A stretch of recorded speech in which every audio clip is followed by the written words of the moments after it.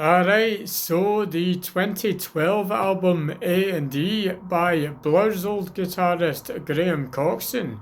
So indie rock, but then going in a gruffer kind of way with that indie rock, some just a sharper edge, a wee bit of attitude to it with this album in general. So you hear that straight away with the tune Advice, where let's say it's an indie rock tune, but then it's got this gruff attitude about it, like neon punky sort of edge that it's got about it. So great strong start to it, saying we're doing indie rock and this is how it's going to get done in this album. So we hear this continued with tunes like Eat and Drink and Pollinate, like continuing that kind of gruffness about it, with a sort of drone and eat and drink and pollinate, like we're being regimented about it. Continuing this kind of gruffness, we've got the dark. What I really love is the next tune, which is Seven Naked Valleys, is it? Which continues this kind of rough sort of edge about it, and just kind of makes it sound like such a kind of we got business to do sort of saying, sort of sound. So kind of like, whoa, imagine this like kind of punky, darker indie rock inspired by something like the Blues Brothers walking down an alleyway, dun dun dun dun dun dun dun, dun to go in with it, that sort of thing.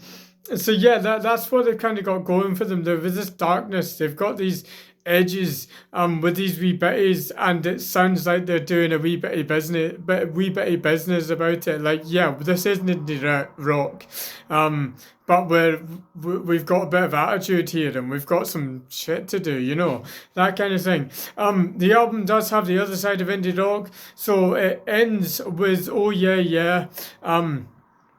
And towards the start of the album, there's What'll It Take, a couple others, which stick to your kind of sort of basic indie rock thing without the distortion and without the attitude about it, and without flashing his teeth. So it's far more accessible. But then with Graham Coxon, he's a great guitarist.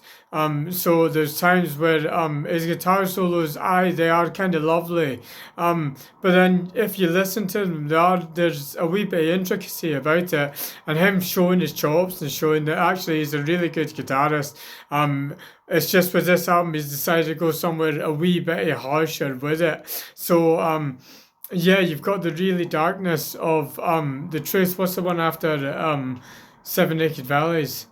I can't mind now, but it's a really slower, darker tune, and this album just generally shows that it's indie rock and it can be really nice, but then we're putting a bit of an edge on this, we want to show that we've got attitude here. Generally overall, I think that sound really works. I think indie rock could do with not being so nice. Obviously indie rock's predominantly inspired by the Beatles and kind of trying to continue that thing. But this shows that there's you can add a bit of edge to it, and I really like the sound of that edge, because I think it goes so well, and I think indie rock is so much more capable than what it usually is, I guess. I guess with all this, it is a pretty good album. It does, like I say, it shows you that it can have an edge if it wants to, and I think it does really work with that edge. With this album, though, one thing I would say is that it's quite a shame that there are some tunes in this album, like Seven Nation Valley, I think is easily the highlight of the album. But then there's Advice. Well, what I've mentioned so far, the darker tunes that do stand out, and there are good tunes. I think just generally this album, even though it's got this sound which I think really works, sadly this album just doesn't kind of hold your attention. Like, it gets it, and I go, oh, that is a good tune. Like I say, Seven Naked Valleys, big time. But Advice, the dark. There's a few tunes that I think are great tunes when I'm listening to them, but then after a week or something, it's I'm not getting that earworm So I guess it's a shame that even though this really grabs your attention, it doesn't hold it, which is kind of a shame because, like I say, I think the sound is really cool, and would be a great direction for indie rock to go. So, but either way, saying that, it might not stick in my memory so much. But then, if you're a fan of indie rock, big time, then I would bet that this is something that shows you there's another way you can go. Um, and yes, it's a fantastic direction to go in, and it is a good album. Saying that, so nice one, light. Until next time, take it easy.